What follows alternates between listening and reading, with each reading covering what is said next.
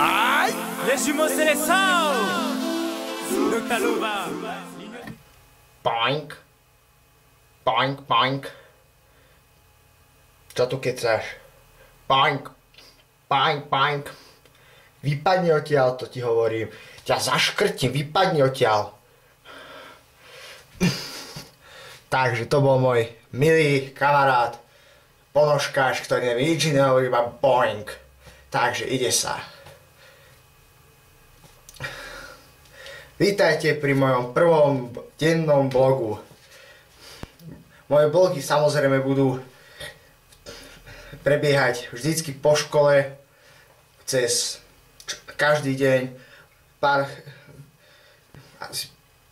hodinku, dve mi bude trvať, ešte to trochu upravím, ale nebojte sa, dneska večer to dám do YouTube. Takže dnešná téma je, prečo sa chalani a baby nevedia dohnúť, ktorú alebo ktorého chcú. Je to preto to. Baby si o sebe myslia, že sú veľmi pekné, lenže nie každá baba je pekná. Niektoré sú škaredé, niektoré sú krajšie ako tie ostatné. A preto si mnohí chalani nevedia zohnať babu, lebo baby sú namyslené, takisto chalani. Pekní chalani, keď vidia škaredú babu, povedia: fuj, ty si až škaredá, choď preč.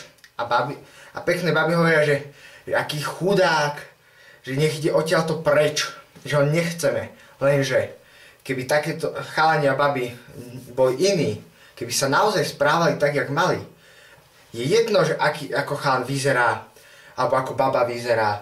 Dôležité je, že či vás má rád alebo rada, či stojí za to pre ňu obetovať niekoľko peňazí, alebo napríklad ju pozvať do kina, dajme tomu. Ale nikdy sa nevykašite na žiadneho chalana alebo babu. To je proste, to neznášam. Alebo mnohí chalani hovoria druhým chalanom, keď sa pýtajú, čo počúvaš? Počúvam Miley Cyrus, počúvam Becky, počúvam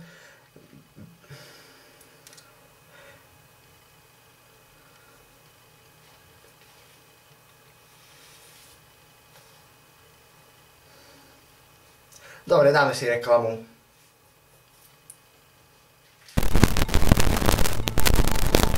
A tak sa pozrieme, jaké krásne vtáky vidia. Mami, kde mám ponožky? Nechaj ma spať. Mami, kde mám tie zasrané ponožky? Hovorím ti, že mám spať. Čokoľvek.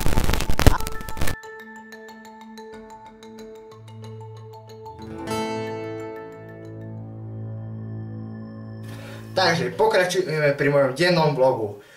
Predtým som sa zakechtal, lebo som to točím samozrejme prvýkrát. Takže, keďže niektorí chalani počúvajú aj ženských interpretov, napríklad keď niekde počujete, že chalan počúva Miley Cyrus, tak to je normálne. Babský interpret je rovnako cenný ako chlapský interpret. Alebo keď počúvate Becky Gomez, tak to nie je tiež nič, alebo Selenu Gomez, alebo hociaké speváčky, tak to je úplne normálne. Prečo sa nad tým tak zamýšľate? Že keď niekto povie, počúvam Miley Cyrus, a všetci cháli na jeho, ty si teplý, alebo čo? To nie, ten chál má proste rád ženských interpretov. To je to, kebyže počúvaš napríklad nejakého speváka, a začne si spievať jeho pesničky. To je teplé. Ale nehovorím tiež, že to nie je teplé. Lebo chalani hlavne počúvajú rap. Baby, tie počúvajú ženské interpretky a tiež občas rap. Lenže v prvom rade, keď počúvate takéto pesničky, tak nerobte si z nich svoje idoly. Napríklad, keď začnete chodiť, napríklad uvidíte, že Miley Cyrus fajčí, tak prosím vás, nefajčite. To nie je od vás dané. Alebo môže to byť váš idol, ale rozhodne nerobte tie zlozvyky, lebo sa nedostanete moc ďaleko. Môžete začať spievať, môžete začať tancovať, môžete robiť všeličo. Alebo napríklad, keď zavoláte keď pozeráte nejaké filmy, tak vidíte všelijakých hercov, herečky. A keď uvidíte v realite, tak proste máte z toho zážitok. Minulé som chodil po Vinobrani a videl som tam jedného parádneho herca, ktorý sa mi strašne pozdáva. Také telo, jak mal by som chcel mať. Fakt, také svaly, ty kokos.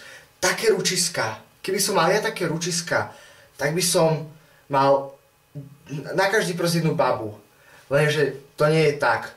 Ja tiež si nemôžem od niekiaľ vyberať. Keby som si vyberal od niekiaľ, čo ja viem,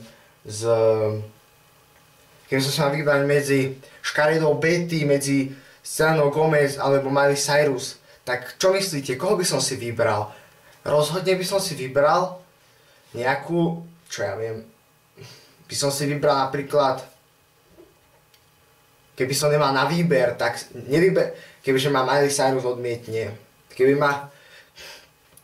ma odmietne aj Selena Gomez, tak rozhodne škaredá Betty, to je jedno, či je škaredá, ale proste, jak viete, že sa nedá, že sa nechce zmeniť. Však proste to je úplne totálka. Aj napríklad, keď odmietite nejakú babu, tak čo ak tá baba sa kvôli vám chce potom zmeniť, alebo keď chalan, alebo keď baba, keď chalan chce nejakú peknú babu, tak tá baba ho nechce, pretože kvôli výzoru, kvôli tomu, jak sa správa, čak ten chalan sa kvôli tej babe zmení. Rozmýšľali ste nad tým? Takže všetci sme si rovní, nikto nebude nikoho hejtovať alebo niečo robiť, proste nebude ho ohovárať. Alebo hovorí, že niekoho kopíruje. To je jedno. Proste je to tak.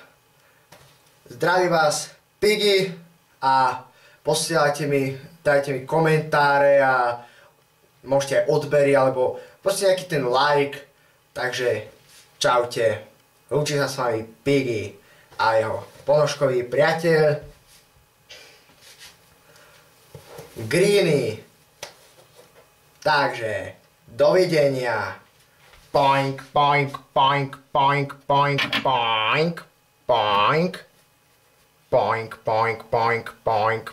Poink, poink, poink, poink, poink, poink, poink, poink, poink, poink, poink, poink, poink, poink, poink, poink, poink.